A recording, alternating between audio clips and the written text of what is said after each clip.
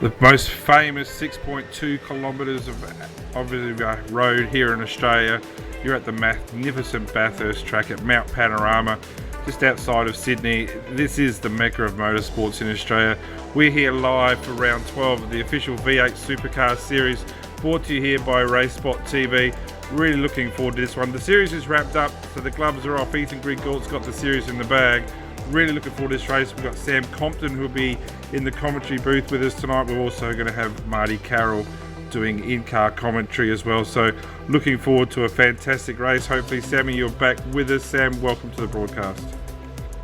Yeah, cheers, Brent. Thanks everyone for coming out to watch the final race of the season. And yeah, you're right. We're going to have an on-board commentator today, so hopefully we don't jinx him and he doesn't crash while he's talking to us. But that should be interesting. It's quite a long race here, so we thought we'd just throw that out there. Yeah, and we've got still the 7 minutes to go of qualifying, and yeah, it's one of those tracks, isn't it, where you're not going to get many chances to get some laps in here, including your out lap. Probably going to want to think about doing 2 runs so far. We have a couple of times in Ethan Griggault, our series and elect champion, with a 2:04.655. That will be a very competitive time. With Sam Sutton, who's pretty much very much a Bathurst specialist, is now down to third place as Ian Ford takes that top spot with a 2:04.444. So he's taken that provisional pole by 2/10. Sammy Sutton, Aaron Hamilton, Corey Preston, Scott Uren, welcome back to the series for him. Jake Burton, Dave Moore, Blake Coppo, Mick Cracknell and Michael Hammond are the 11 cars. 12 cars now have put in a time. So the times are going to start coming in fairly rapidly now. Elias Teal has joined the series as well for the first time, so it's 2:07.1 for him. We've got 5 splits tonight, 21 cars in each split, so that's a magnificent effort to have so many cars in what is the premier race.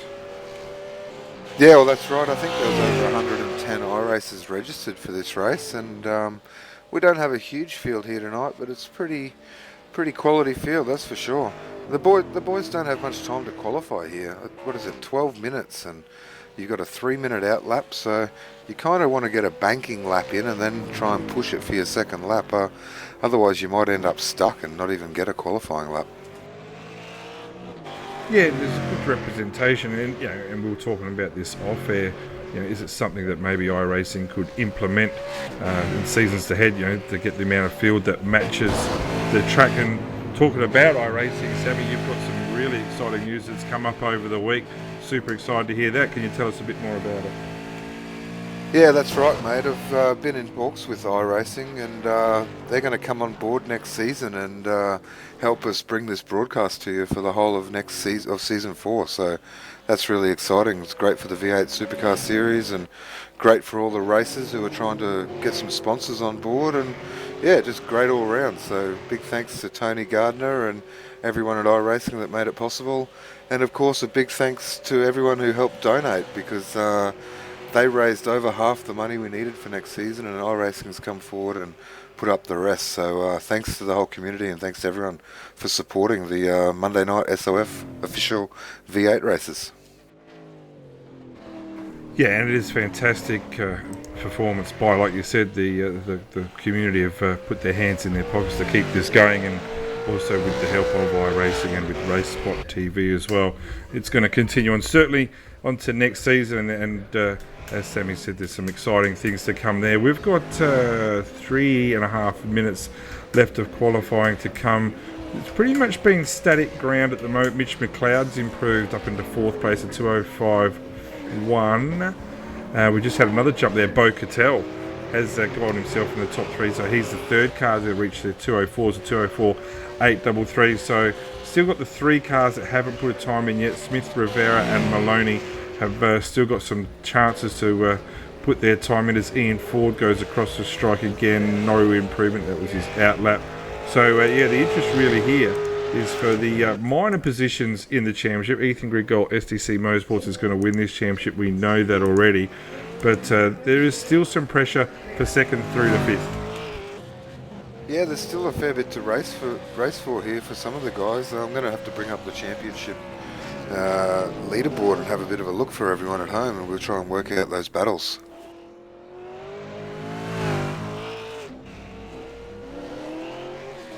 Yeah, so just the 2 minutes to go now. But yeah, like we said, Ethan Grigor, what a fantastic job he's done throughout this season so far. I think he's won 7 out of the 11 races so far. And he's shown some pretty strong pace. I'm sure his finished race, I think Bo Cattell's certainly one to watch here. Yeah, definitely. Another one who hasn't really put a good time in yet is James McKnight. And I know he's a bit of a Bathurst specialist, so he'll be one to watch too. He's just coming down. Where's Nugsy at the moment? Yeah, so anyway, we'll keep an eye on that and see what type of time he can pull out. Yeah, down in 16th at the moment with the 6196. Ben Smith about to cross the line now. And he's gone straight to third place, so another car's entered the 204s, the 204.792 for Smith. Puts him in third position. Had a strong race a couple of hours ago in the 6:15 race until he introduced himself to a wall at high speed.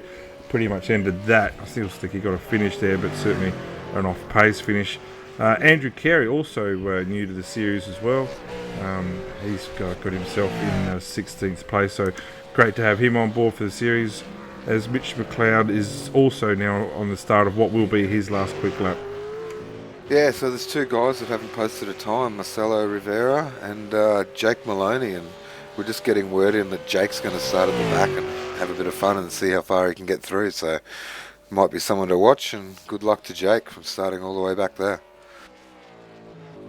Yeah, well, he's going to need a bit of luck, because it's a pretty good quality field here. The strength of the field would be pretty high, you'd have to think, but it's a race that's a high amount of carnage. We know that there's always incidents. Marcelo Rivera crossing the line does put himself into the time. That was very much a banker lap. 205.969 gets him up into 13th place, so passes a few cars initially on the grid, but I reckon this time he'll be getting on it a bit more. Yeah, that's right, and it is a long race tonight. We've got fuel restrictions, so it's 34 laps, but it's going with the iRacing fuel restrictions, it is going to be a two-stop race tonight. So have to keep out, and there can be a little bit of strategy. We've got a track temperature of 36 degrees, so it's going to be pretty quick out there. There might be a bit of a higher fuel burn, so it'll be interesting to see everyone's strategies. Yeah, well, they can pit as early as, I think, lap 8, lap 7, I think I saw, so that will offer the chance to, in case you're caught up in the field and the checker flag has come out, so quite a few cars still on their qualifying lap now. Ethan Grigor certainly on a lap. Mick Cracknell, Marty Carroll, we haven't spoken about, Scott Uren as well, so there's still a chance for times to be improved.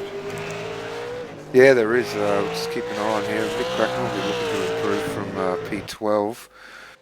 What do we got? Marty Carroll's in the top 10. I think he could do a bit better than that. Marty's won.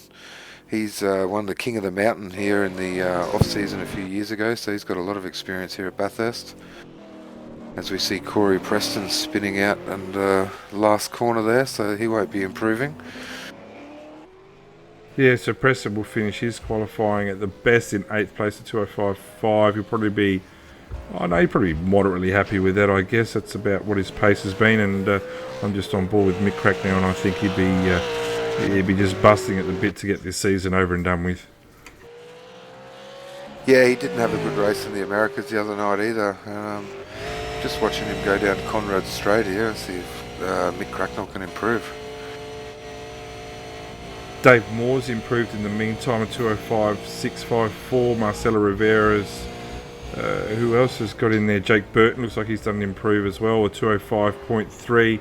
Sammy Sutton at 205 flats also made an improvement. So bit of moving here. We're, let's say the checkered flag's out. So this is the last lap action here of qualifying for what is the last race of the season. Yeah, as we see Mick coming around Murray's corner, see if he can improve. Currently P14. No, 206 flat there, not going to be an improvement, and no improvement either for Carroll. Scott Uren has pitted, and that will be the end of qualifying there, Sammy. So if you want to talk us through the qualifying positions, mate, for round 12 of the official iRacing V8 Supercar Championship, brought to you by Demidov Innovations and RaceSpotTV. It was pretty close to qualifying there in the end, Sammy. Yeah, it certainly was. We've got Ian Ford up there in pole position again. Ethan Grigor in P2. Ben Smith, Bo Cattell, nice time by Bo, only, three tenths off the pace there. Sammy Sutton, Mitchell McLeod, Jake Burton, Aaron Hamilton, Corey Preston and David Moores rounding out the top 10. Just shows you the field as well. Like last week's pole position winner at Watkins Glen, Marcelo Rivera, not even making the top 10 this week. So yeah, really looking forward to a pretty good race here. Just the top 20 cars split by the 2 seconds. So yeah, it's going to be a close race. We've got Marty Carroll here with us. Marty, welcome to the broadcast. We know you're in between the race and qualifying, mate. Tell us a bit about the qualifying lap. What's the track conditions like? Is there a bit of grip out there for you? Yeah, definitely. With 36-degree track temperature, mid-20s ambient there. But with the partly cloudy skies, it's definitely made the lap times very, very quick. The guys up front are just crazy fast, so it's definitely going to take the fuel burn up. So it'll be interesting to make sure we crunch our numbers during the race and not have the unfortunate shortfall we had on Saturday where we were a little bit short on fuel. All right, we won't hold you too long. Sorry, Sammy. No, yeah, I was just going to say the same. Good luck, mate. I hope we don't jinx you and we'll cross over to you later. Thank you, guys. So revs are building. So for the 9th time this season, Ian Ford will lead the field off the grid. Green flag, racing. So a really good start by Ethan Griggold. He's going to make a dive straight away here into turn 1. That's at Hell Corner. He's going to get that job done, the drive out of the corner. And there's a spin in the background. Oh, we got big trouble. Yeah, we're going to have a look at that. Yeah. There's Aaron Hamilton's involved, Mitch McLeod, Marty Carroll. That's not what we want, Jake Burton. So we'll have to have a look at that on replay and see how that's happened there. We'll have to have a look at that. That's all started up here, so there's a lot of innocent parties here. I would say what's happened there, it looks like Jake Burton has... let's just see what's happening. It's initially between Jake and Mitch McLeod. Just trying to have a look at that.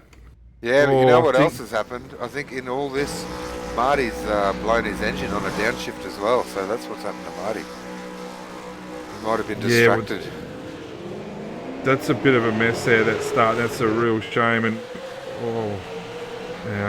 whatever damage was done there before is certainly finished off. Mitch came in after that incident and really finished off Jake. So I'm not sure. I don't think Jake held his line there off the start, I'll be honest with you. It looked like he just moved across just that ever so fraction, and I think he's just trying to stay away from the wall, but there was enough room, and he's driven into the side of McLeod, and from there's 2 ERA cars have just been heavily involved with that, and that's really ruined the race for a lot of them. Yeah, unlucky start for a lot of the drivers there, and that's Bathurst, I guess. Big pile up there, so that's a real shame for this race. But up front, we got Ian Ford, Ethan Griggold, Ben Smith, and Bo Cattell, so they're all going at it.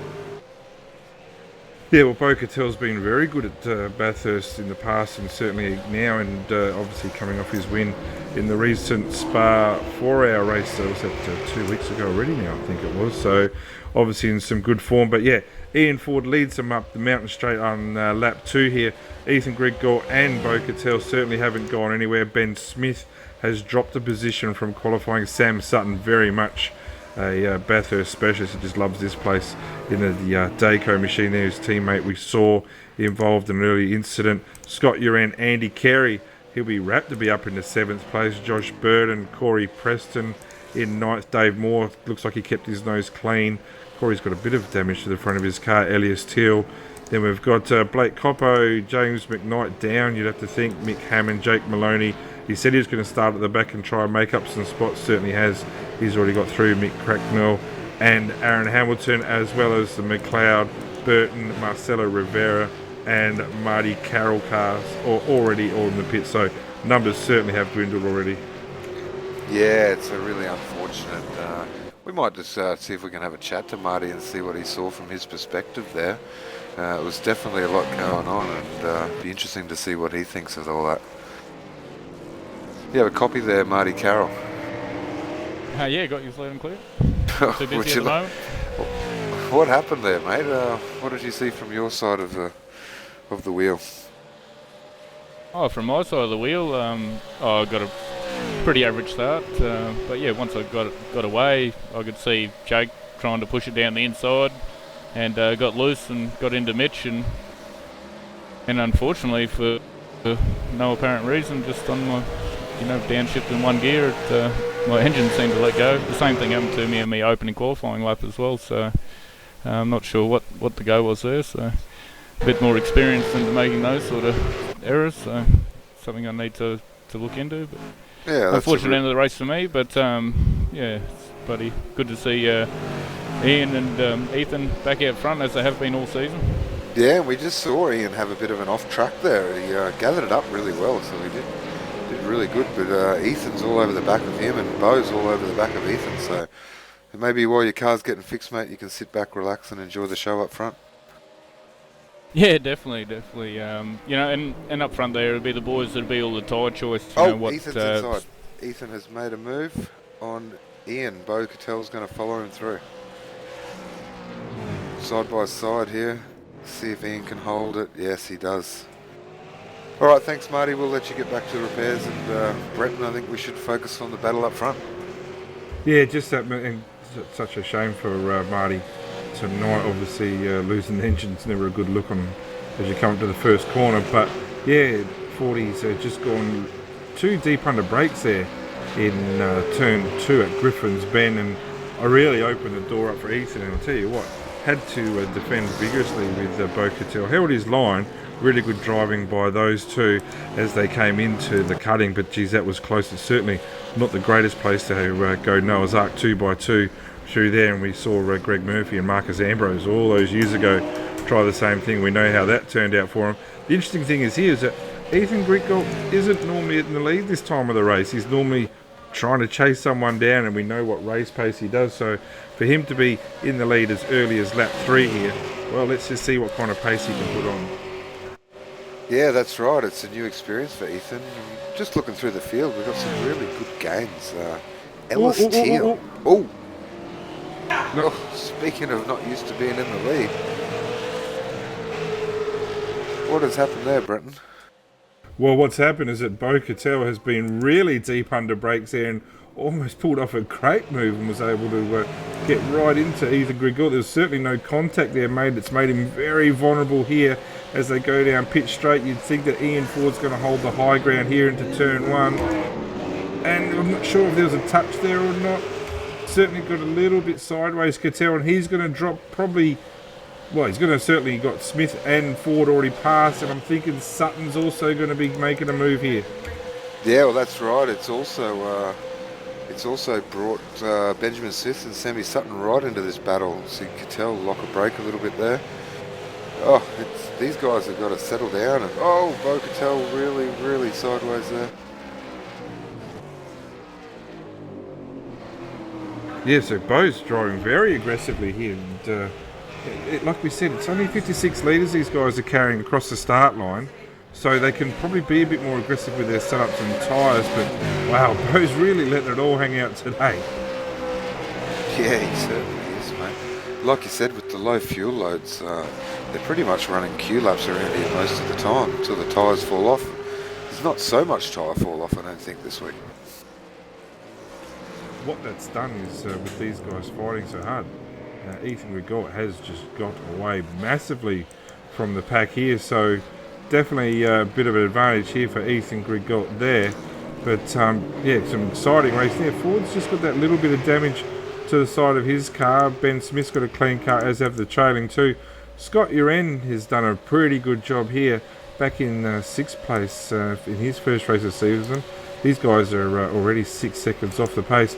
Andy Carey, again, doing another good job, new to the Evolution Racing team. Did his debut race at Spa and got himself up into 7th. Josh Burden for the JFF GT Omega Racing team. Corey Preston, Dave Moore, big fan of Dave. He does a good job week in, week out, and his racecraft just seems to improve every week. We've got Blake Coppo, James McKnight, who I think he'd be disappointed where he is right now, James, but we're on our lap 4 of a 34-lap race. Elias Teal, Mick Hammond pretty much does a lot of GT1 racing. Jake Maloney is continuing to get through the field here. He's got Mick Cracknell on his outside there at Murray, so hasn't been able to get a job done there. Jake Maloney, Mick Hammond, and Elias Teal here in turn 1 hill corner as Mick Hammond makes that move. There's a bit of damage to the back of that Darrell Lee Sticks Commodore. So I'm just wondering how much that might affect them in the straight line speed. We've also lost Marcelo Rivera, last week's pole man, also third in the race last week at Moxon Glen. He's just had a disconnect, but he was pretty much well out. But anyway, 3 wide. Oh, I see a lot of smoke here too. I'm just having a look at Jazz McKnight and Blake Coppo having a good battle. Oh, who was that? It was Bo Cattell. That was Bo Cattell. Was it Cattell or was it Sammy Sutton? It it is both. Bo Cattell. It was both. That's both. It's Sammy Sutton and...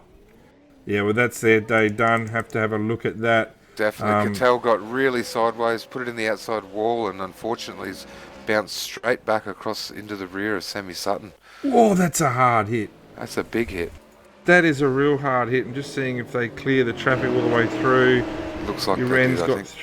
Yeah, it doesn't look like any dramas there.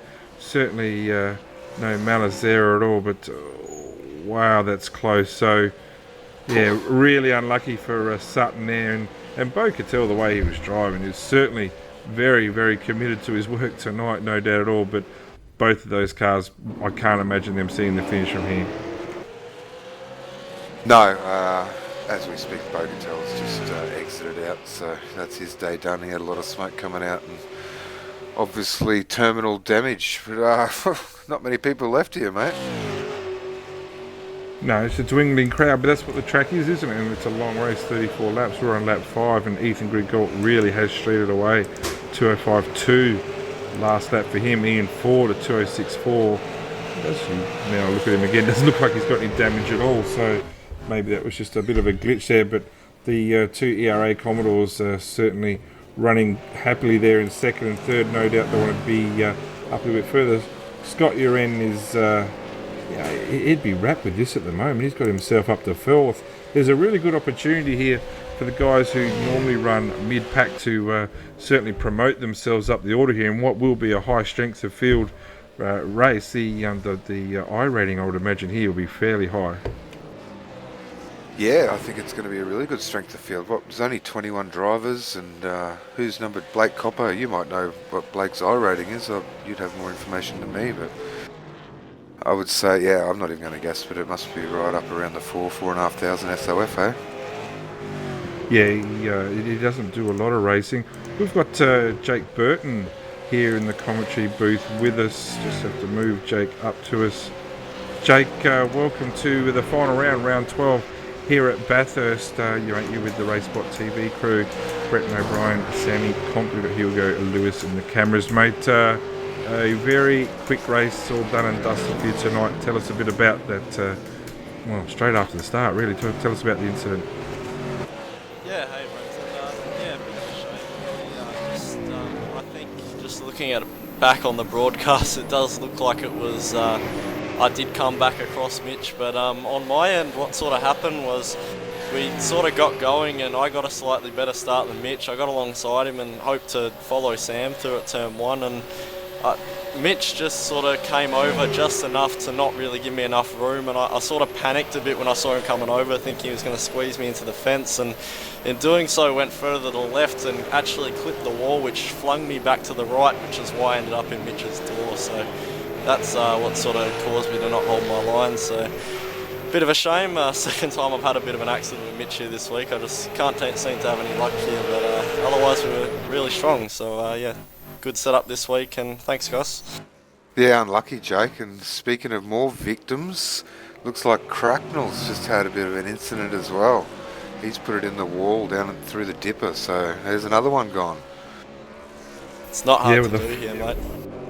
No, they're falling like flies, and the V8's Online fellas are going to be running the Bathurst 1000 on the weekend of October 4 and 5, or the race will be October 5. So there's no free toes there. So this really is a bit of a lead into that. We've got Jake Maloney and Mick Hammond going at it here as well. This is for 11th place as Jake continues to find himself running through the field. Yeah, I'll tell you where we got a bigger battle. That's Corey Preston, Josh Burton and David Moore right behind him. Corey's showing a new skin for me. It looks like Corey might have picked up a new sponsor, but he's under all sorts of pressure from Josh Burton. Sorry.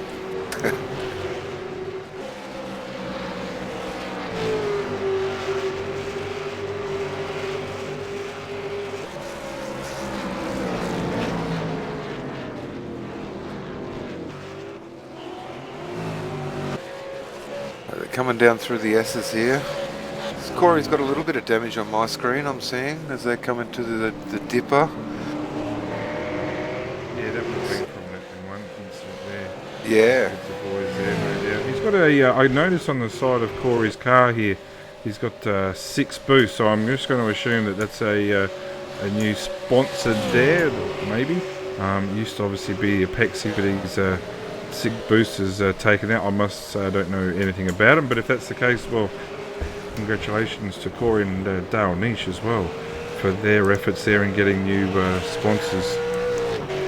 Yeah, I think it's... I hear there might be a ex-sponsor of TTL apparently. Yeah, I thought it was a cat food brand, but I'll have to double check on that. Obviously they're not. They're a turbo manifold manufacturer. Oh, there we go.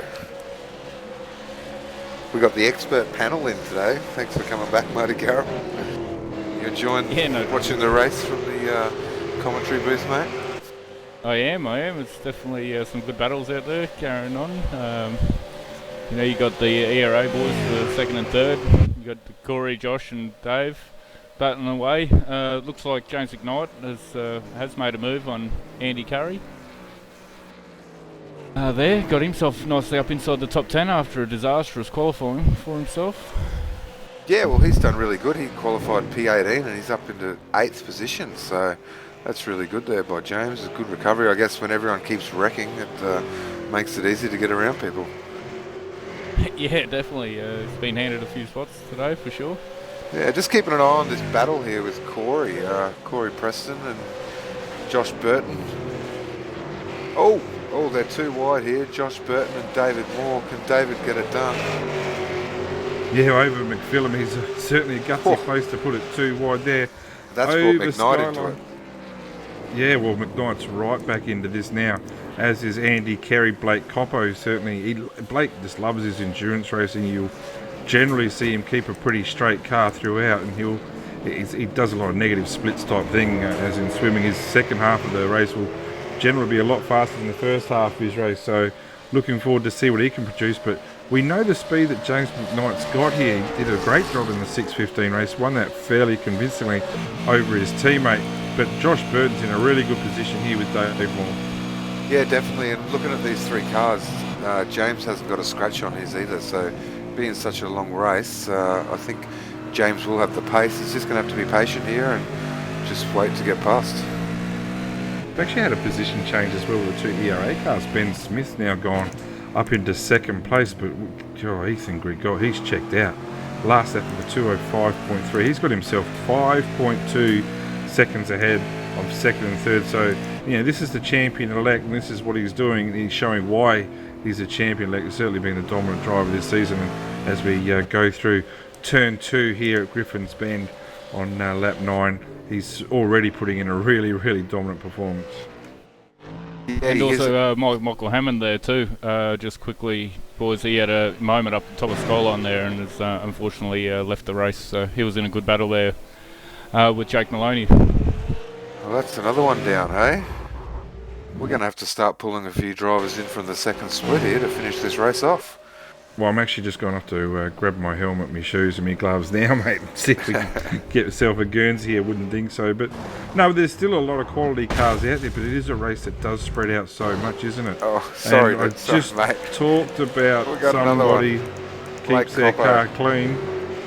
Blake Coppo has wrecked it. I have absolutely buried Blake there with the commentator's curse, saying how much he does a good job and keeps the car clean. There's a big chunk of that Maverick welding Commodore missing out the front right and the front left. He's still going, but yeah. It doesn't look fast because it's not fast. But All lap right, so 9 what have we now, got left, mate? We've got about 18 people left. 6 have already wrecked out, plus I'd say another 6 have got some pretty serious damage. What lap are we on? we're down to 14 cars to go. So it's going to be very much a Paris-Dakar race, this. The battle here is with 7th and 8th, well, sorry, 6th, 7th and 8th. More Burden and McKnight and Andy Keith. You're just dropping off a little bit back there. Yeah, and while you're here, Marty, you might be able to fill us in a bit on the pit strategy. What would be the earliest the drivers would be looking to come in on this race? With this fuel burn, they'll be looking to come in from 10, 11 and 12. Okay. So as we're on earlier fuel numbers, you would have been able to come in between 8 and 9, but definitely the pit window will be right now. If you're good on fuel, you could come in now. yeah, speaking of pit stops, we do have Ian Ford, Ben Smith in the pits, so see who gets out first. Oh, looks like 40 is going to get out a long time before Ben Smith here. He's got a good jump on. That's got short fuel written all over it, if you ask me. I can't see why there'd be that much difference. Smith came in just before Ford, unless Smith... Smith might have hung around for a few seconds to get a repair fixed as well, so it could be something like that. There's about a 10 litre discrepancy between either pit stop that the boys will have to take on. So if Ian took his short fuel, and plus if they were working together and they did change positions there, they could have been saving fuel running behind each other and then utilising the early pit stop to get the undercut on Ethan. Yeah, well, that's a really good point there. A bit of teamwork by Ben Smith and Ian Ford. It'll be interesting to see how that plays out. I'd be expecting Ethan would be in pretty soon. Yeah, Scott Uren, he's also certainly promoted himself up. Don't see much of Scotty racing at all, to be honest with you, these days, and he's got Corey behind him, but these guys can stay out a little bit longer. Ethan Grigort's already finished at the chase, keeps going through, so no pit stop coming for him, but it is a battle for second on the track at the moment between Uren and Corey Preston. Yeah, and Corey Preston's he's got some good pace here today in his new 6-boost Ford Falcon. So Scotty will be feeling the pressure here. Yeah, he will be feeling the pressure, no doubt. But Corey's done a pretty good job here from what was 9th on the grid. Scotty, on the other hand, was 13th on the grid, so he's done an outstanding job. And behind them, you've got Josh Burden making some gains. You've got Dave Moore, James McKnight pitting as well. So these guys coming in almost side by side. So be interested to see if there's any tactics to be played here. We've still got that car 17 just sitting there doing nothing. I don't know where the driver of that's gone. He's obviously taking a day off. So just with Dave Moore at the moment. Are you planning on going back on the track, Marty, once they put a new engine in that thing? Yeah, definitely. Go out there and not one to just let it go. I'll go out there and complete the race. And obviously, with people getting bitten by the mountain quite heavily, there'll be a few spots to gain and salvage some sort of rating. Yeah, well, we'll look forward to seeing what you can do. In the meantime, Corey Preston has got past Scotty, and now he seems to be checking out. Corey's just going to have to just try and keep his head a bit here, and he's got some pace, but he's got to keep his car clean. There's still a long way to go here. Well, he's got very good pace. I thought Scott actually made a mistake, and which was why Corey actually got up to Scotty there, but he actually drove up to him. He was lapping 6/10 faster than Scotty on the previous lap, and so yeah, no surprise that he got past him and is driving away from him. Yeah, and I think you'd be looking at most people who haven't pitted, they'd be probably coming in this lap, or maybe one more if you want to push it. Yeah, the guys, some of them, if you do save just that smidge, you can quite easily hang on up until lap 13.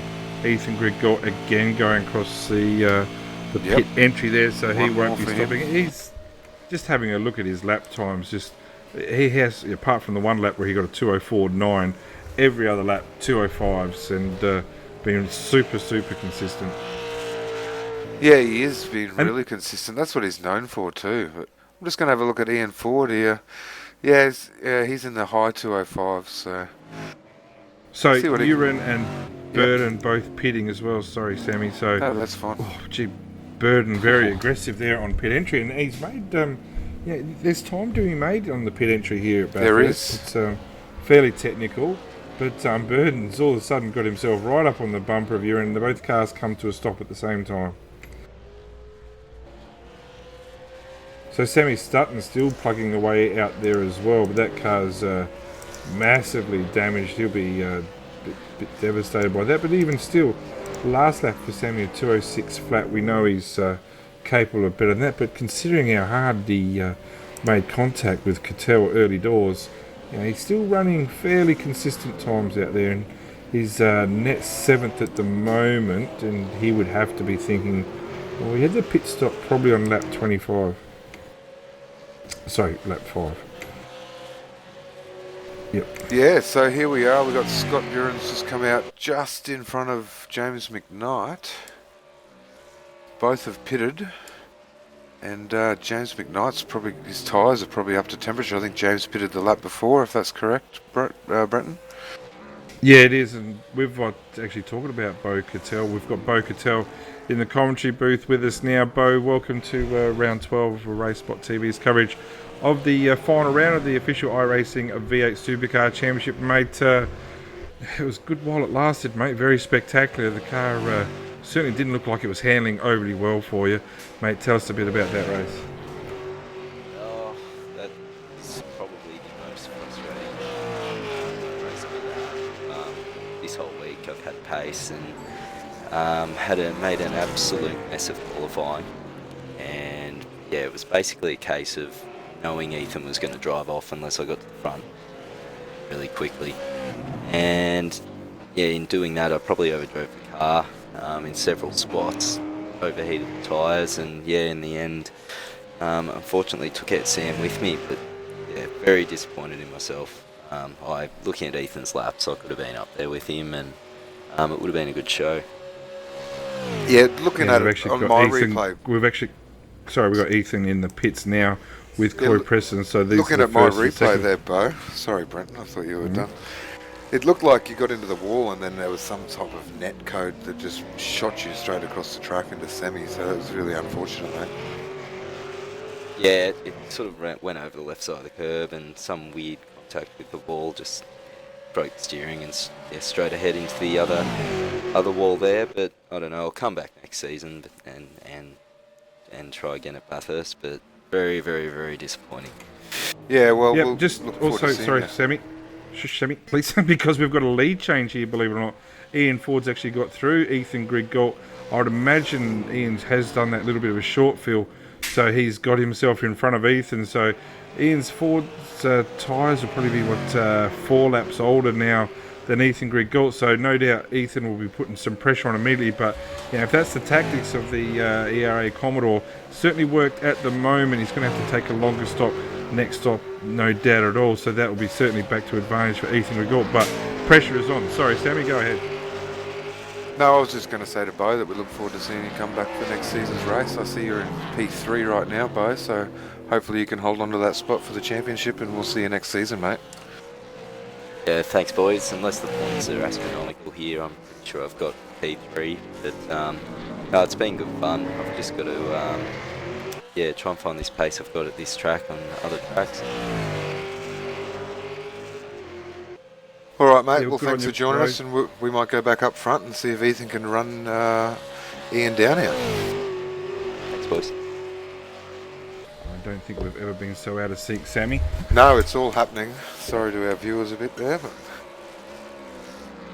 Yeah, so like we said, interested to see the pit stop times there, the difference between Ford and Grigalt. Grigalt certainly has shown some exceptional pace. Just looking at Ian Ford's lap times, is certainly not comparable really to Grigalt's 2:05.2 last lap and a 2:05.4 there. So Ford's pit lap was a 2:39 in comparison with a 2:44 there for Grigalt. So that 5 seconds is pretty much smack on the money.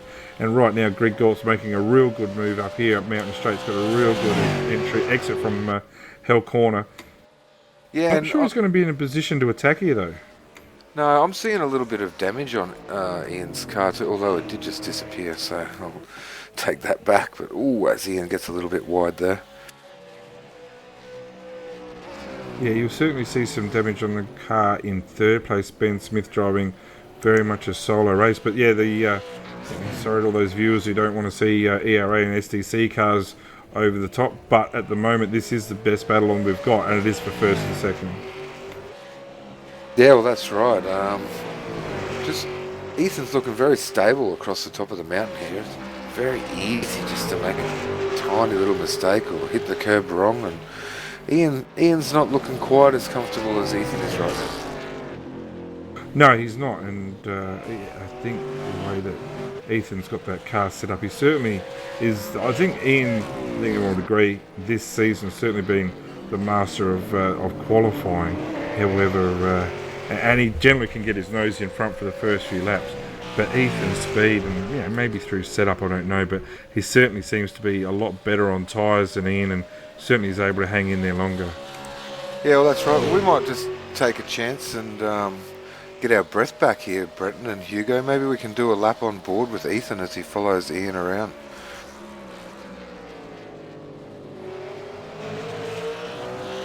Yeah, well, that will be on the exit of turn 14 now. So, yeah, actually, he might be making a move. So, into Murray's corner, not going to stick there. So, yeah, jump on board with Ethan Grigor here as they cross the line at the start of lap 15. Yeah, down into second gear here as they're coming into Mountain Straight. Got to try and be a bit easy on the power there to get it down without getting lots of oversteer. See, Ethan's got a pretty good run out of here. Let's see if he makes a move. Pretty tough corner to do it though. Oh, was on the rev limiter. He's inside him. Yeah, he's through. That's the same spot as last time. Yeah, so that's the same spot. And right there, there's going to be something interesting with next season, the dynamic track. And right there would be a perfect case where the car that goes off the line is just going to be running into a heap of marbles, and maybe this time next season with a dynamic track, Ford wouldn't have been able to pull that up being on the marbles. That could have easily have ended in tears for Ian Ford. However, he's down into second place now. There is some front left damage to that car, and you would probably imagine with the pit stop advantage that Ethan Grigor has in front of him that he'll probably pull away, and if he keeps his nose clean, you'd have to think he'll go on and win this race.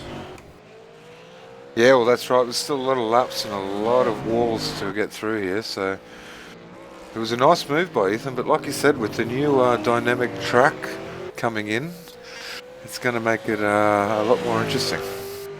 There's a really good battle here with Dave Moore and Corey Preston. I think Dave's just made a move from McPhillamy into Skyline, so Dave has gone really, really incredibly deep into Skyline there, and as they made a gutsy move there on Corey Preston. So these guys is the battle for 4th and 5th. This is the closest on-track battle we've got. We are massively reduced in numbers. I think we're down just 13 cars. Andy Carey has left us 2 laps ago and missed the incident there. But, gee whiz, Dave Moores just seems to have disappeared on my screen for a while. Yeah, he's just come back for me. These guys started P10 and P9, and they're up now into 4th and 5th. So really, really good from them. Look at James McKnight. It's very much like P18 up into 7th. Very much like Monaco, isn't it, with the F1s, where in the right weather, the right conditions, and the right amount of instance, that the guys who normally battle around from anywhere down from 6th to 20th position get that chance to be promoted. And Dave Moore's had quite a few top 10 positions this season. Corey Preston, I think his highest finish of the season, a 6th at Monza, probably the 3 or 4 rounds ago. So both these guys have got a great chance to get seriously amongst the points. Yeah, and there's a lot of pressure in the qualifying here, Brenton. 12 minutes at Bathurst when you've got a big outlap. So it's very easy to get stuck down the field, and you see how much carnage there is at Bathurst. Sometimes the last race was very clean, so obviously the boys had the balls to the wall this time. Yeah, and Ethan Grigort's really checked out from me in Ford there. So, like I said, it's just a matter of keeping it clean. We're up lap 16, so we're not even halfway through this race, and they are falling like flies. But this battle goes on between Moore and Preston. Moore just holds that a really narrow entry there into the S's, and geez, you can't see that line holding on for too long. He's certainly has a lot of confidence under brakes and a lot of confidence, but certainly no room for error there at all.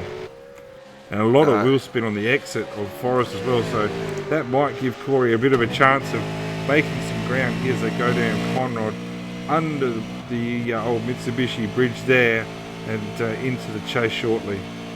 I think that little bit of damage might just be slowing Corey down on these big straights.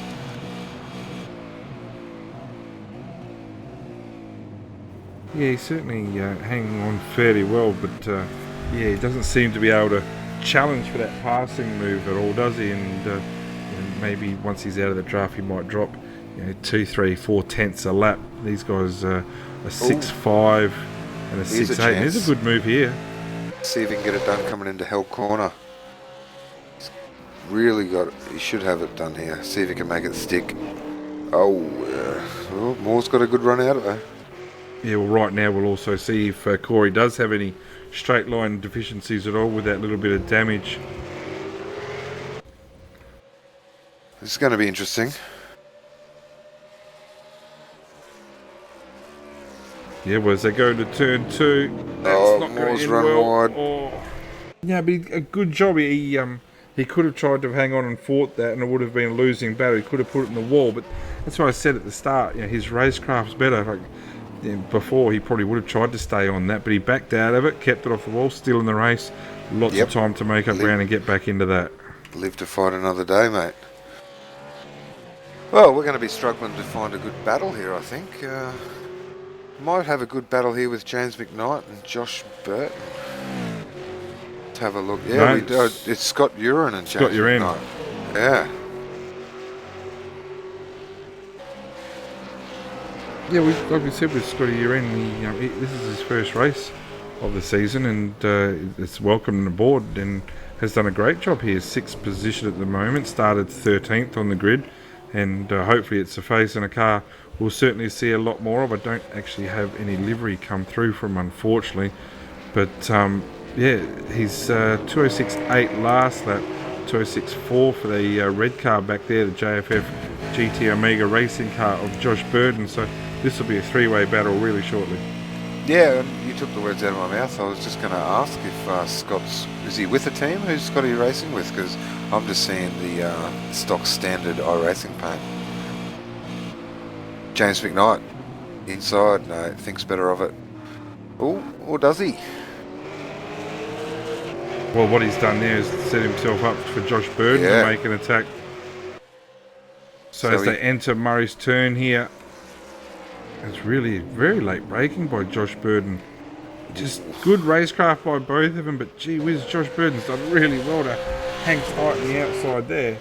Yeah, James McKnight's had to go on from attack to defend really quickly there. Great driving by Josh Burden there as he takes over that position there. So Burden now moves up into 7th. I'm trying to think, Jake Maloney sitting in the back there. That car is squeaky clean at the moment. 206.5 for Maloney last lap.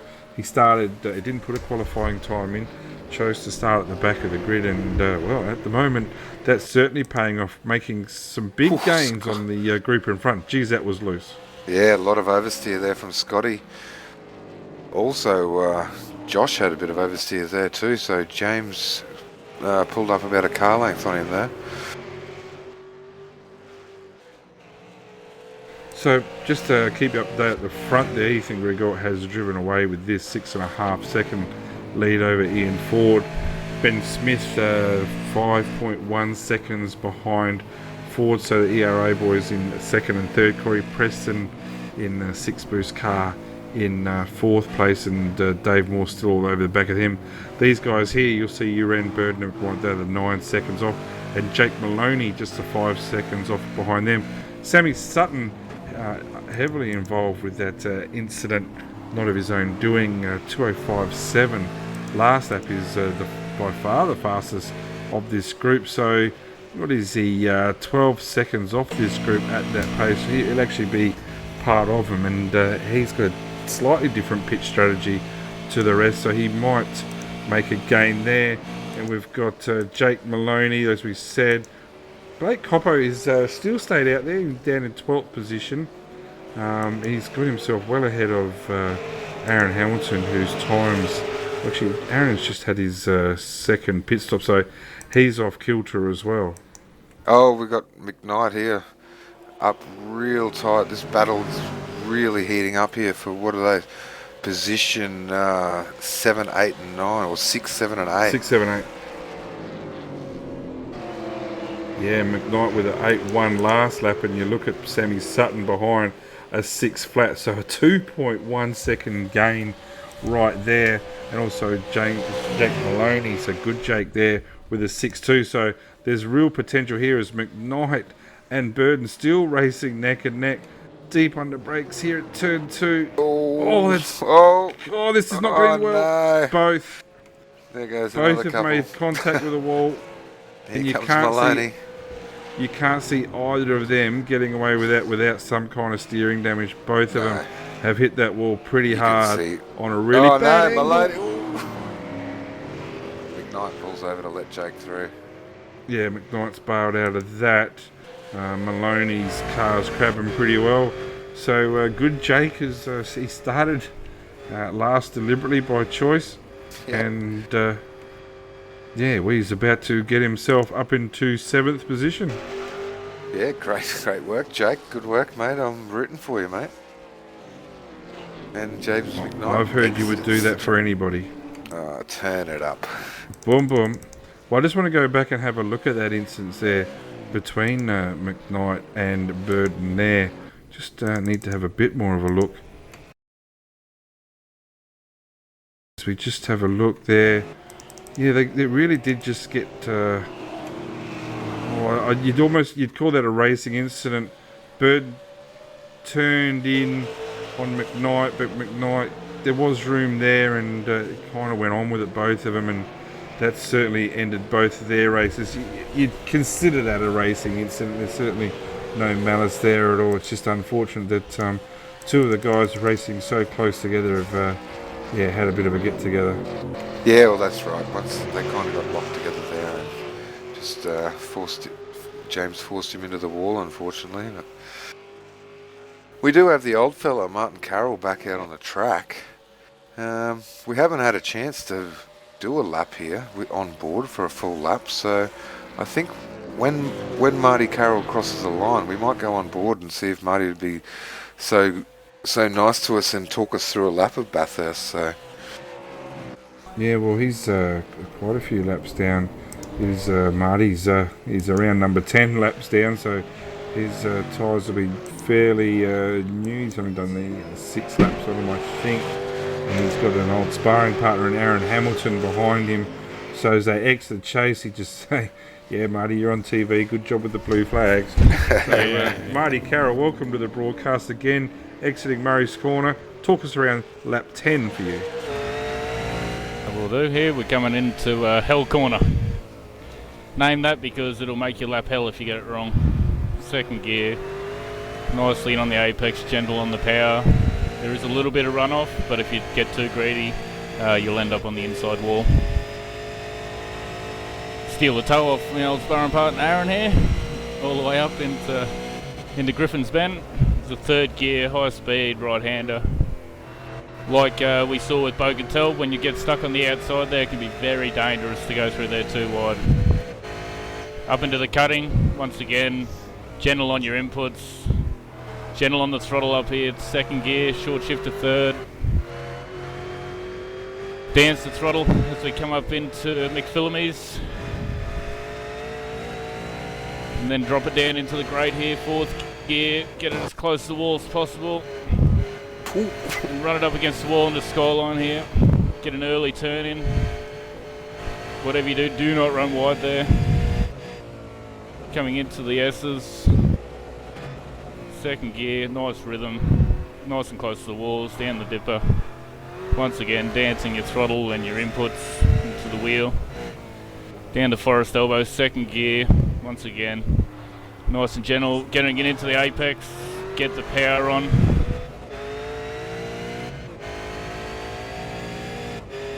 All the way up into sixth gear.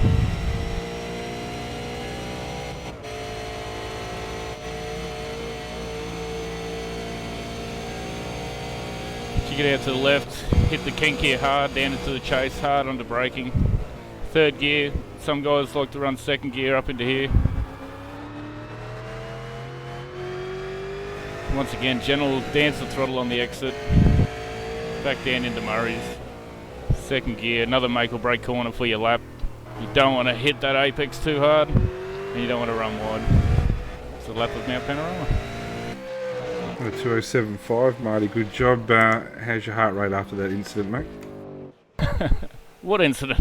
Yeah, that was a lag incident, Marty, as you were coming up through Frog Hollow into Solomon Park there. You smashed the wall on our screen, and I think everyone held their breath there for a minute, so that was definitely a lag contact, but thanks for the lap, and we appreciate it, mate. Good luck with the rest of your race. No worries, thanks. Yeah, just trying to salvage something, so... Nothing else is happening on this racetrack right now, mate, so Might don't know not be any happening jokes, do you?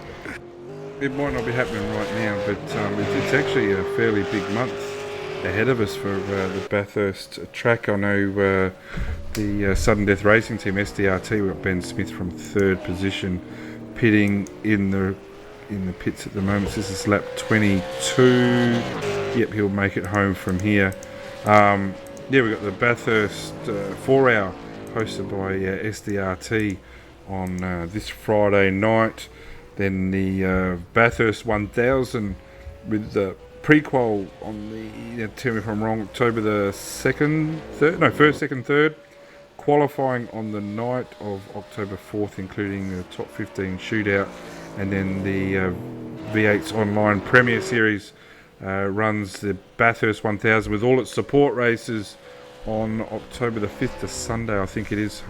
Make sure you check the threads and check the times there as that series continues to go on and on in strength to strength, and obviously it's the race of the year, the Bathurst 1000.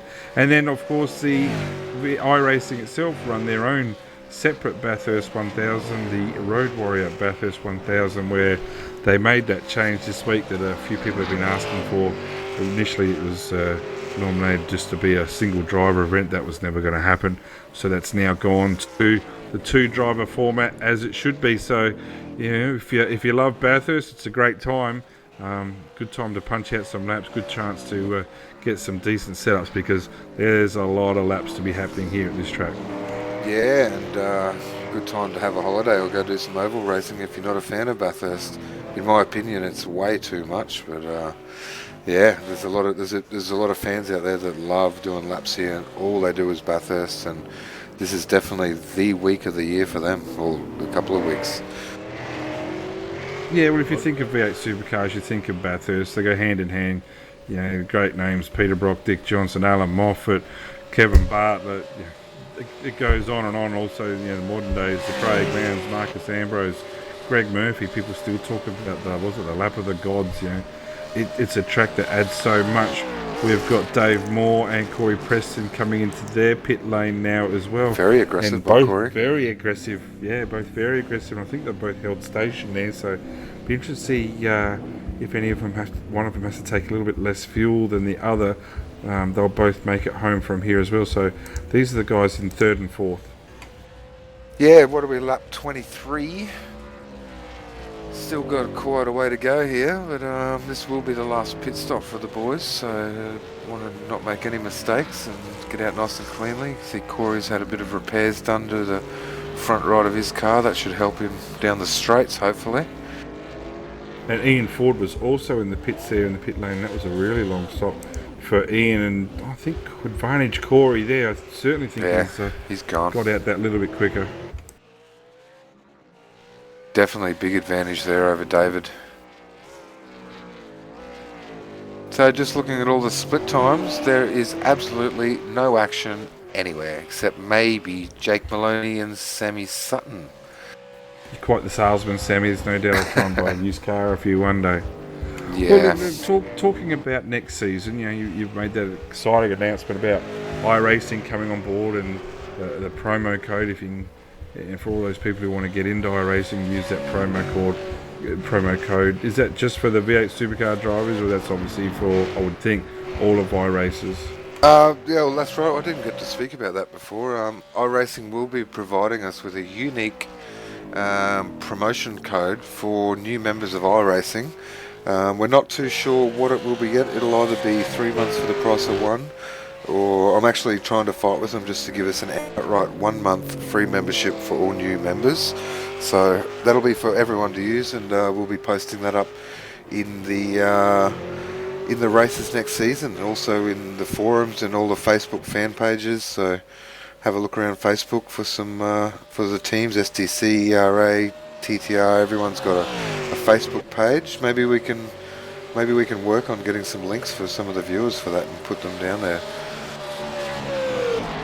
Yeah, I'm sure something will work out there, and it's an exciting time for the V8 Supercars in Australia. Like, you've got the V8 Supercars Americas series as well, with JD and Kane Craft. They do a fantastic job covering the Saturday lunchtime Australia time for that series, and they get good numbers week in, week out as well. As we said, the V8 Premier Series is continue to get covered by V8s online, and obviously we're continuing on here with RaceSpotTV's coverage of the official V8 V8 Supercar iRacing Championship as well. So, for all those out there who love your V8 Supercars, there is an absolute blanket of coverage, and you won't miss out on any of the action for the next season. Yeah, that's right. We've also got the V8s online. They'll be covering V8s Americas again next season. And also something I said I'd help the boys with, they're trying to get a European split going as well. So if you're in Europe and you want to race the V8 Supercars, head over to the V8 Supercar forum, because there is a thread in there where they're trying to get a European strength of field race organised as well. So if you want to join in on that, you'll find all the information there. Yeah, and looking forward to next season. There's a couple of tracks that haven't been with us for a while. I know we've got to go, week 9 will take us to Interlagos. We've got Lime Rock as well. That'll be interesting. Mid-Ohio's back on the program as well. So next season, Oran Park didn't make the split. Phillip Island didn't make the split. So plenty of variation next season as well, including a bit of a favourite, Watkins Glen Cup layout. We did the classic my favourite last week. Yeah, the Cup layout. That's a great way to be. Yeah, it is. I was pretty new to racing the V8s and iRacing, and I had a really good race at Watkins Glen, so I really love that place. And we got Ethan Grigalt, the leader and the series leader / champion, in the pits. Not anymore. He's out of the pits, so everything's really running absolute like clockwork. Not sure how he went on the Saturday race. I think he might have come second. Rings a bell. But that car's squeaky clean and negative. Okay. He finished 6th because I gave him the wrong fuel numbers, so he had to fuel save for the last 5 laps. Oh, really? What type of team boss are you? What kind of penalty did you give yourself, more importantly? An uppercut? Working with yous tonight. Ooh. Very, very all right, fair thanks. call. See you later, mate. All right, back to the action. Oh, that's right, there is none. Oh, Sammy. Like I said, you're quite the salesman, mate. Well, there actually is, but I don't think it's going to be overly aggressive driving. I wouldn't think. You got Ian Ford and Ben Smith, these guys in second and third. Yeah, there's this should be called no gloves racing tonight, because there's no necessity for either of these guys to worry about points or anything like that. I'm pretty sure Ford has locked up second place in the championship, so if that's the case, well done to him. And Ben Smith, considering this is his first full season in the V8s, I think he's going to be taking away 4th, maybe 5th place in this series as well, so that's a great effort by him. Yes, indeed, it is a really good effort. Just trying to work out the biggest mover of the day. It's got to be Jake Maloney. It's up in the P8. It's about 4 seconds behind Ellis Teal. So come on, Jake, you can get up there, buddy. Top 5. Yeah, well, Ellis Teal from the UK, I think he has done a great job. That car looks a bit like the dog's breakfast, I must say. It's there's not a lot left on it. It's really just down to the bone, isn't it? So, but he's turned up in the car 14. He's He's still got out himself there. up to 7th place.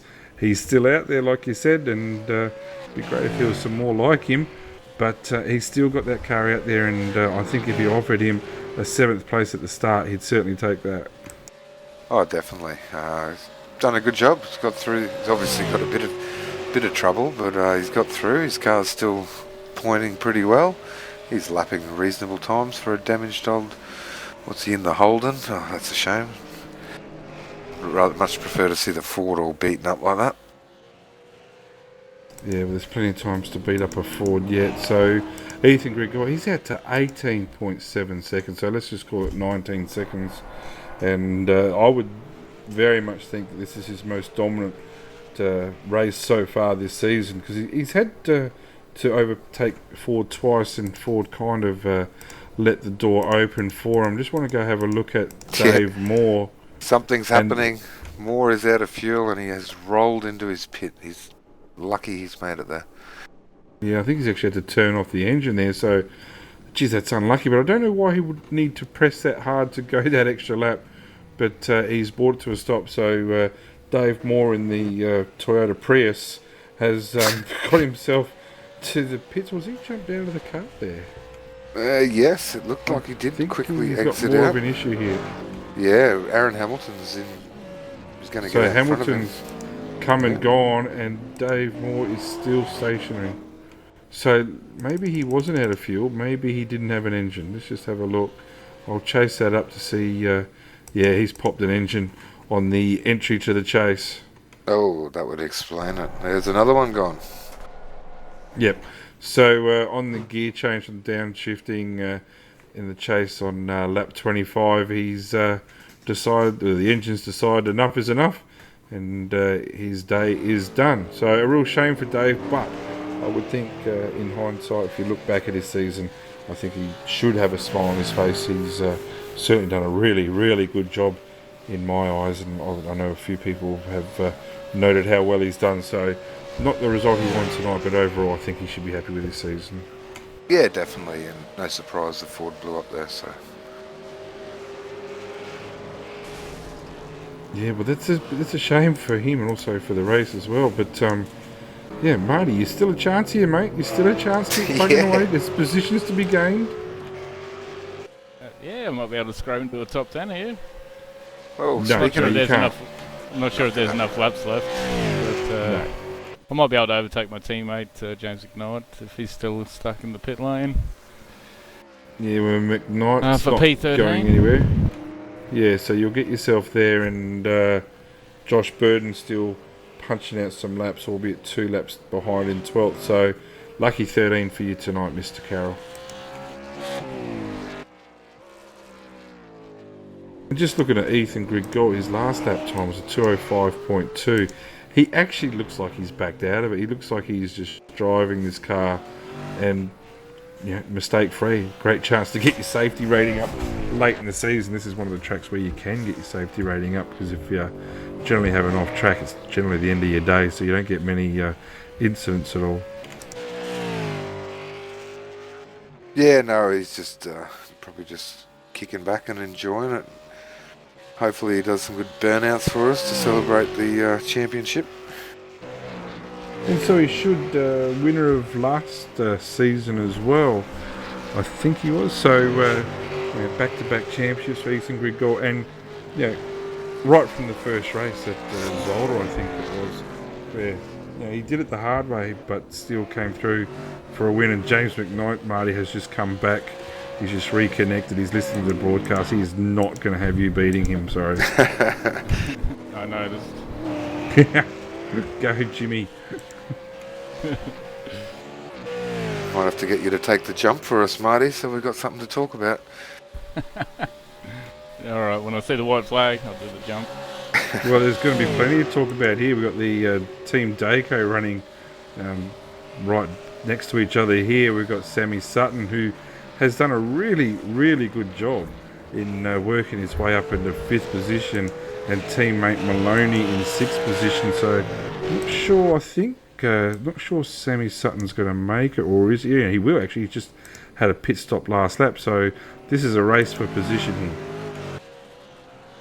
Yeah, it is. Sorry, just swallowed a mosquito. Yeah, finally we got a battle here between two teammates. Like you said, the Dayco boys, beautiful looking liveries, and let's see if Maloney can catch Sammy Sutton. And just behind them's Uren as well. Scotty Uren has just dropped off that little bit that last lap.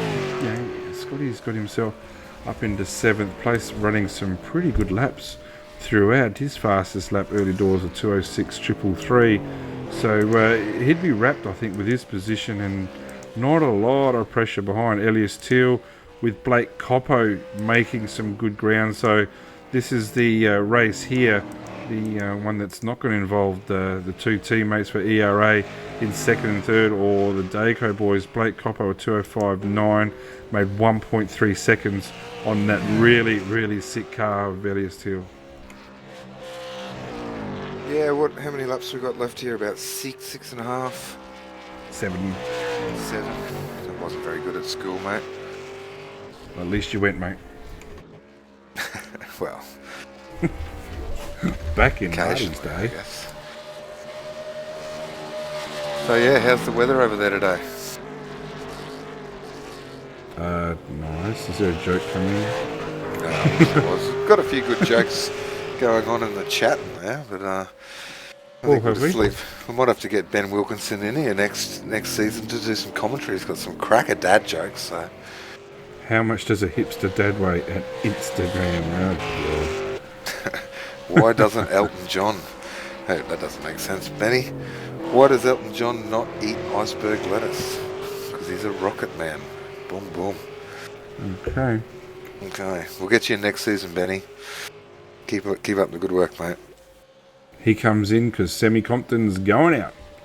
There were also Aaron Hamilton is also making gains here. Aaron caught up in the first corner incident with Mitch McLeod and Jake Burton. So Aaron got burnt pretty bad from that incident. So he's recovering. And this is a guy who came 4th at last year's Bathurst 1000. So he certainly knows how to pedal himself around here. And he's actually the quickest car on the track at the moment, a 2:05.3 last lap. So certainly showing some very, very good late race pace here. And that car looks pretty clean. I'm trying to think.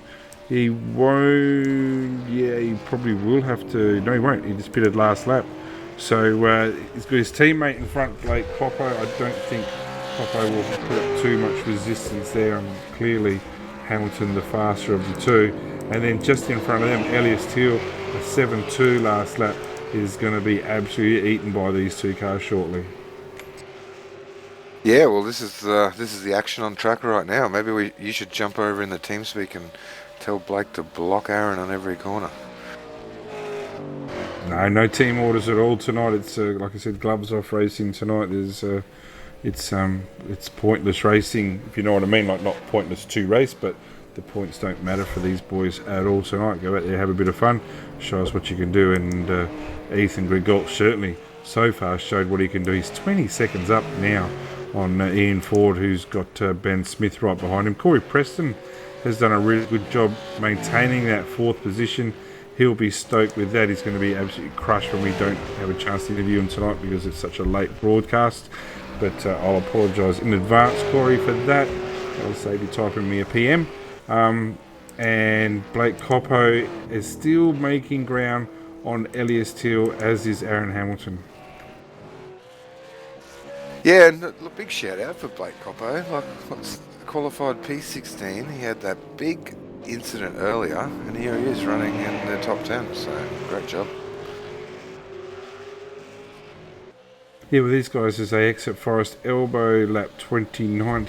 It's just such a long race, and the fuel restriction, I think it's worked really well this season, Sam. Like, it's the first season, and you can see just by Blake putting the brakes on there, he's let Hamilton through. That's a very, very wise choice, and no doubt those boys will be on the same tier. Shannon Blake actually does a lot of go-kart racing in the central North Queensland area and does a pretty good job there. So he's just starting to, you just sense when you talk to Blake, he's just starting to get a bit hungrier with iRacing again, and still to this day, he did one of the best drives I've personally ever seen in iRacing, a GT3 endurance race at Interlagos. I think it was at Road America where he started about 18th position, and there was in a good field within about 18-19 laps had taken the lead and driving the rough, and that was an outstanding drive back then. So yeah, if he gets the time to put in a few laps, he can be anything, this boy. Yeah, he's got a big future ahead of him, Blake Coppo. Really, like you said, good young guy, good head on his shoulders, and yeah, I think you'd be really happy to have him on board with ERA, that's for sure.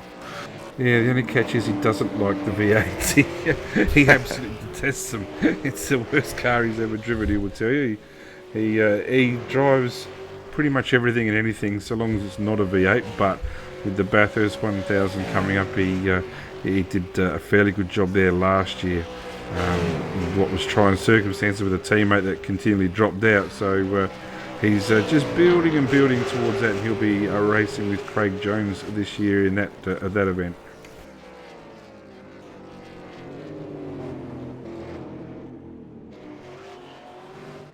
So well, ground certainly been making now with Elliot's Till. You can just see from the back of Ellis's car. Ellis's car. I'm going to interrupt you here. We've got Marty Carroll right up behind Nugsy.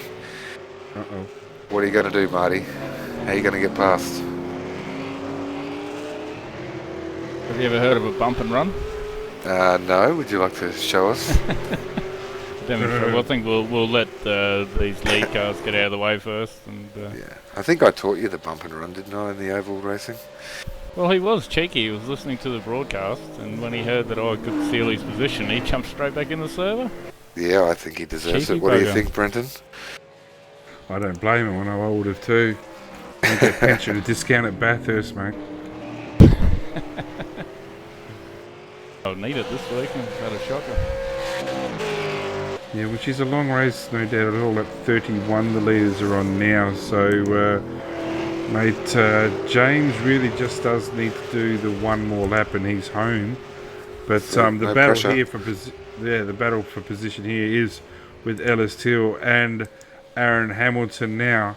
So they go up Mountain Straight. They come into turn 2 here. Griffin's Bend taking that third gear. And just being able to hold that tight line. This is the camber inside there. The tighter you can hold it there on the apex, you just get that little bit of extra drive coming out. And Aaron Hamilton's certainly all over the back of Ellis now. This is where Aaron's racecraft might let him down on occasion. He tends to get maybe a bit...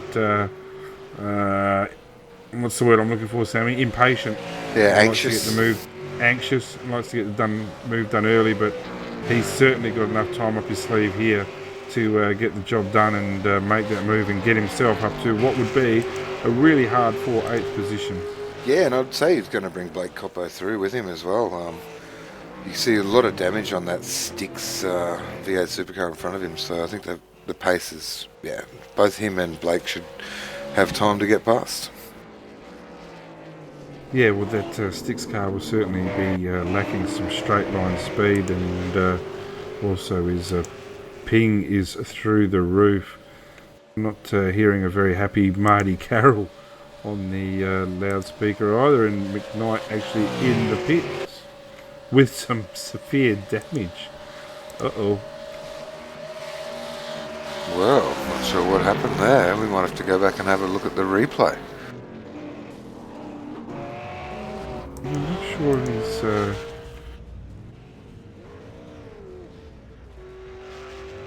Yeah, don't know what's happened there. He's gone over Skyline okay. Through the S's struggled. But he seems to be alright.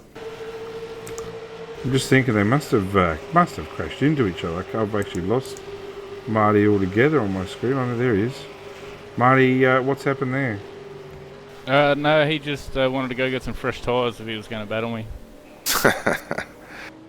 So I'm waiting for him. Alright, but let's go back up here with Aaron. What's happened to Blake? He seems to have dropped off a little bit. Can't find Blake.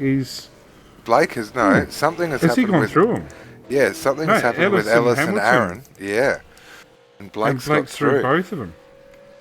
Oh, let's have a look. What's happened here? It's into the chase, and Aaron's tried to. Looks pretty. Oh, no! No! Well, I'm not going to sit on the fence on that one. Yeah, Ellis has. Aaron's gone down the outside on the entry to the chase, and I think Ellis has just hit the inside curb.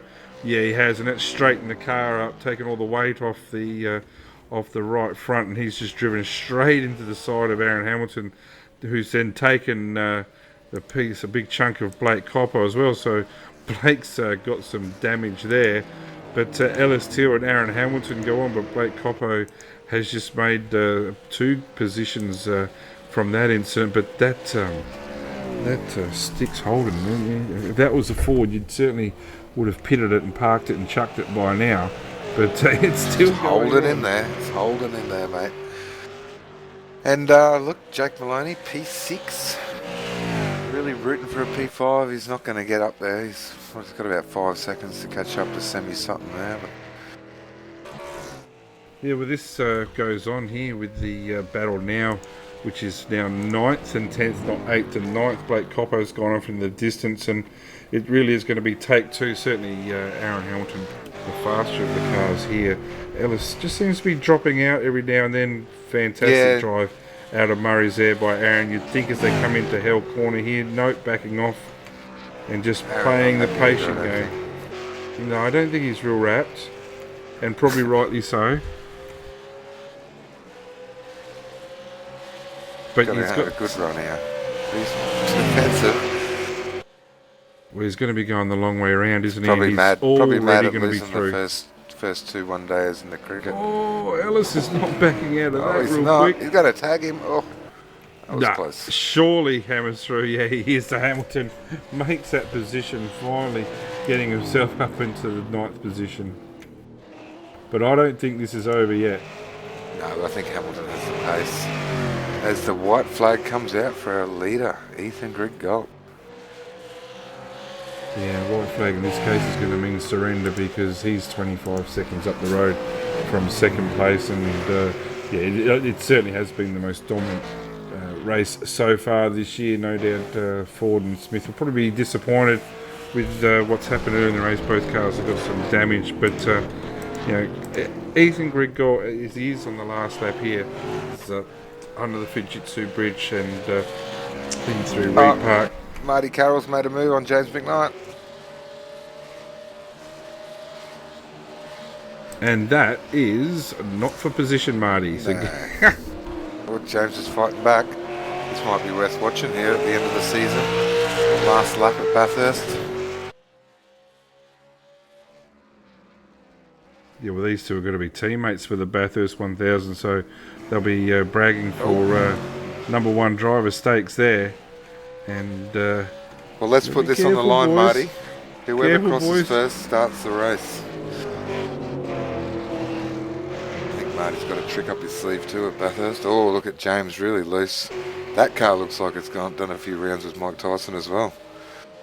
Yeah, meantime, Ethan Griggold, our series champion, is coming through the chase for the last time.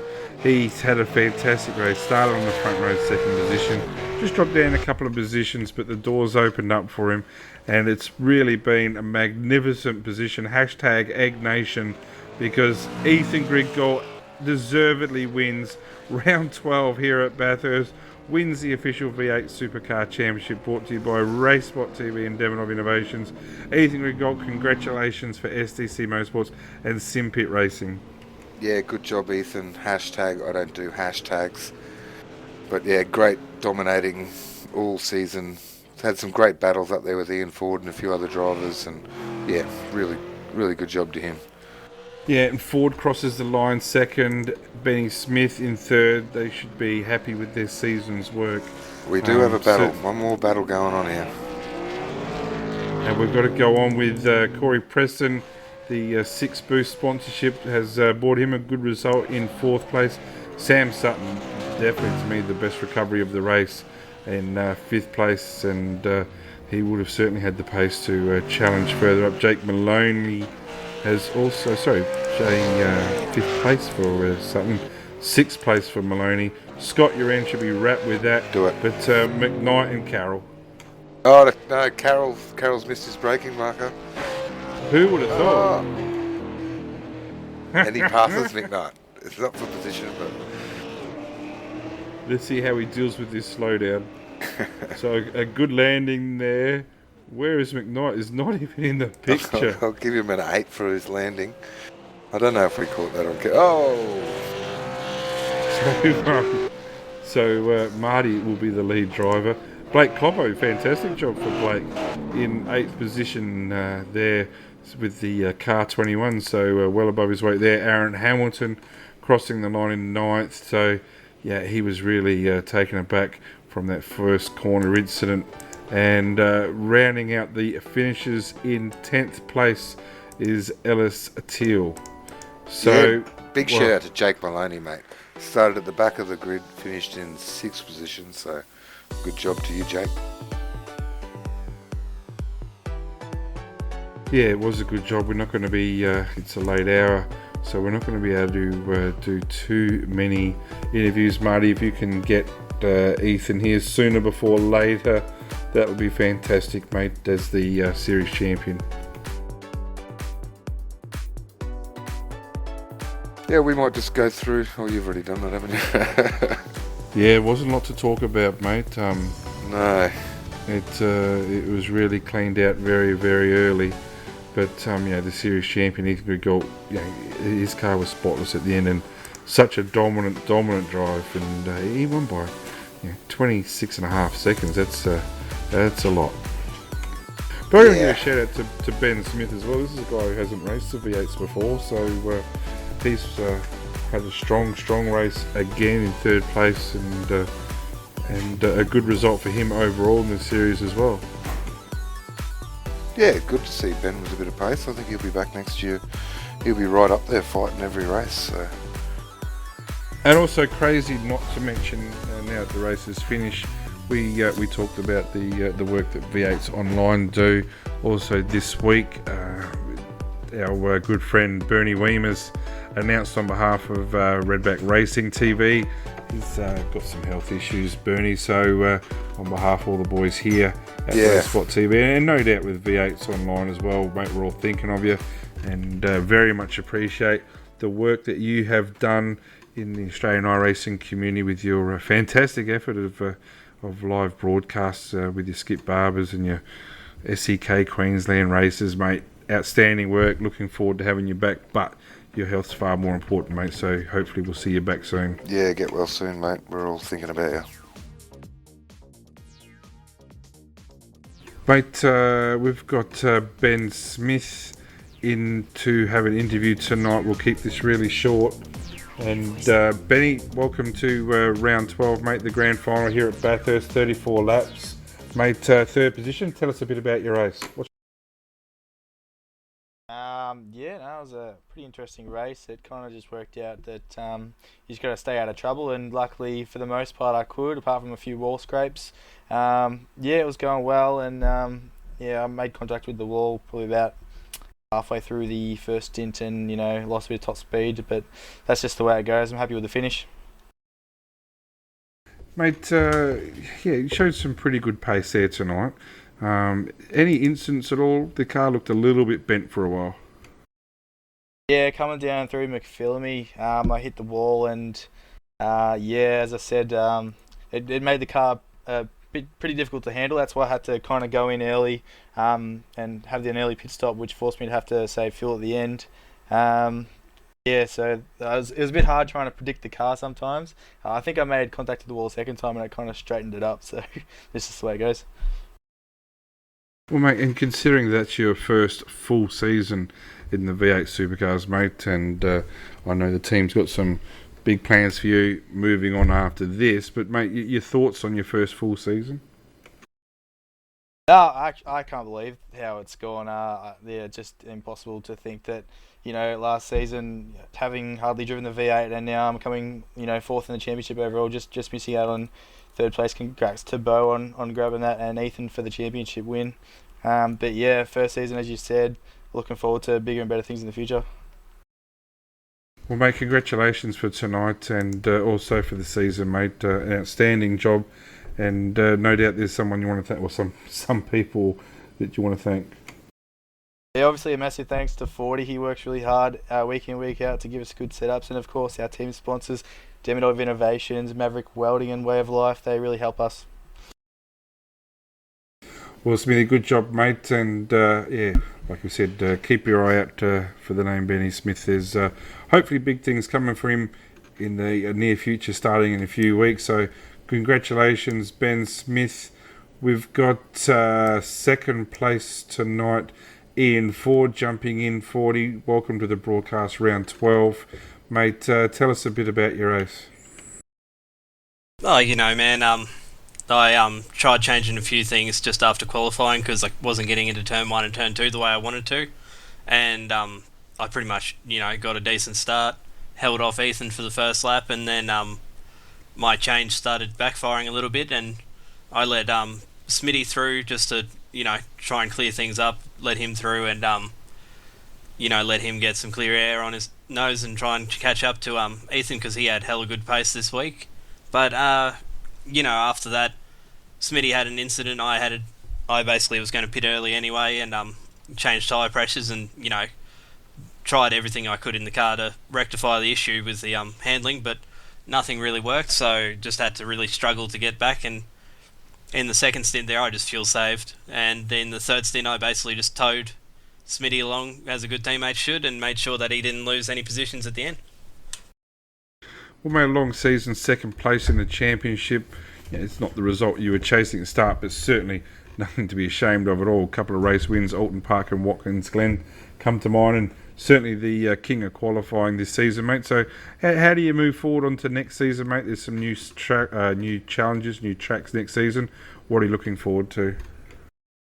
Oh man, it's nothing to complain about. I finished second in the championship, finished second almost every race. I've got a million top fives from this season. To qualify on pole at the last round is awfully good feeling, just to know that I do have that bit of pace and momentum going forward. So heading into next season, it's going to be a lot of different challenges with marbles and changing tracks and all that sort of thing, like tracks evolving during the race, rubbering in. It's going to bring a whole new thing into the mix, but hopefully the Demidov Holden holds on nicely throughout the first round, and we'll see where we are at the end of the first week, and then if we need to, we'll put in extra effort to make the car even better, and hopefully we get the best on the SDC boys this coming season, because I don't like finishing second to Ethan twice in a row. I don't want it 3 times. No, well, good job, mate. Congratulations, Ian Ford, second tonight, second for the championship. We've got Ethan Griggold. He's no longer the champion-elect. He is the Season 3 2015 V8 Supercars iRacing official series champion. Ethan Griggold, welcome to the broadcast, mate. Congratulations. I'm not just going to talk about the race for you, mate. It's a very dominating race, but tell us a bit about the season. Oh yeah, it's been an absolutely amazing season so far. Far exceeded all my expectations and that of my team, I believe. I just want to thank them for the continued support since the start they've given me. That they've just helped me all the way through this, and I couldn't have ended up with a better few seasons. So yeah. And mate, obviously there's a strong race tonight and strong performances. Mate, what's the secret? Your qualifying certainly isn't shabby, but your race pace is outstanding. What's the secret there? I believe I just get into a really good groove, and I don't really pay too much attention. I just stick to the same racing lines, same braking zones, same throttle pickup, and I just manage to pump out the laps. I don't know, I just do it, I guess. It's working so far for me. And moving on to next season, mate, defending champion, does that add any pressure at all, or is it just business as usual? I'd say it's just business as usual. When it comes towards the end of the season, that's when the pressure's on. But with the new changes coming to next season, making everything more realistic, I'm welcoming the challenge, and and hopefully us in the sim pit team can get the car straight up there straight away. So yeah. Yeah, and I was going to ask you about that. And we've got Corey Preston, Jake Maloney, and Sammy Sutton with us quickly as well. Boys, congratulations on behalf of everybody here. Good race tonight for you all. But next season, the dynamic tracks coming on board. We've got about 3 minutes left of talking here. First of all, to you, Corey, what's your impressions of the dynamic track that's coming on board? Do you know much about it? Could be interesting, if a car was to go offline and try and make a move, and they could end in disaster. But I'm sure everybody will get used to that in time. But yeah, it looks pretty good. And good, Jake Maloney made a great effort great effort tonight, mate. You got the cleanest car in the field tonight. Mate, you called it. You wanted to start at the back, have some fun and find your way through. Welcome to the broadcast. I think it's actually the first time you've been with us in the commentary booth, mate. But, mate, a good race tonight, mate. Congratulations for that. Yeah, cheers, guys. Thought, start from the back, see how I go, have a bit of fun. Wasn't expecting to get up to 6th. Thought I might grab a top 10, but I think by about lap 10, I thought I'm on here, I can grab a result. And we just kept it out of the wall and brought it home. And finally to you, Sammy, made a bit of a Bathurst specialist, mate. Always do real hell here, but got caught out in an unfortunate incident with Bo Cattell tonight. Yeah, I mean, we were both on the limit, and it just happened. I heard him hit the wall the first time, and I knew it was coming. So, I mean, unfortunate, but great to salvage what we could with the car we had. Well, onwards and upwards to next season, boys. We've got, it's almost 10 o'clock our time. I know there's some people here that want to try and sneak in the 10:15 race if they can. But looking forward very much to some events coming up. We've got as we said, the V8s Online Bathurst 1000, August 3 and 4th. Not forgetting the Sudden Death race team. We've got their Bathurst 4-hour Enduro this Friday. It's remiss of me, the AEC have a Spa 24-hour race. I'm not sure of the dates on that. And obviously that's going to be a big event. Sammy, you might be able to fill me in the gaps here with the Daco team run pretty well there. And the Road Warrior Bathurst 1000 as well, coming up on October 17. So, boys, thanks so much for your time during the season 3 of 2015. Appreciated all your efforts in driving and did a great job. Marty Carroll, thanks for you to make this happen. Sammy Compton, thanks for jumping in the commentary booth last moment. Hugo Luis has been our cameraman and our director throughout all 12 rounds and will continue to do so next season for season 4 of 2015, where we return for season 4 of the official V8 Supercar Racing V8 Supercar Championship. I'm Brett O'Brien. That was Sam Compton. Have a good night all.